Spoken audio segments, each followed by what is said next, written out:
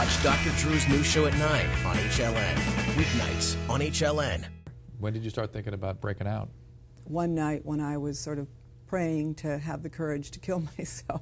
I obviously was very depressed. I had just been threatened by a guard, put in solitary confinement because an inmate jumped on me. And then on the way, as the guard was taking me into solitary confinement, he said, I'm going to get you. And in solitary confinement, it was a place where a lot of the rapes took place in Michigan. There was a big lawsuit. There were hundreds of people that they just came in your cells whenever they wanted to in those days. Did something happen to you?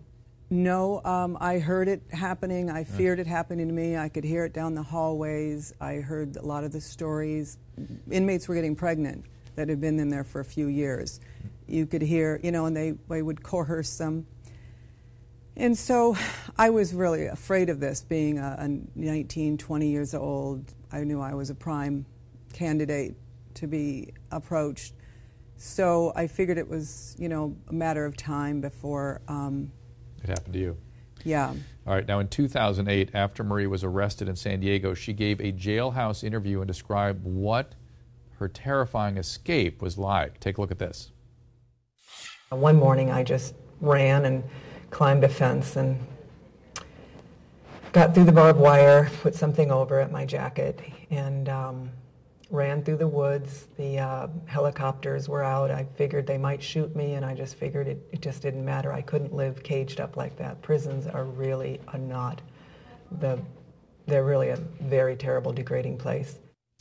Marie, once you and your grandfather made a decision to go through with this, did you have any second thoughts? No, well, I couldn't at that point. but I mean, I imagine once you jumped over the barbed wire, there were no second thoughts.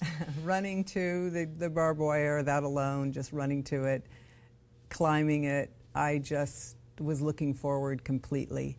And I was glad that I'd finally gotten the nerve up, because I really feared.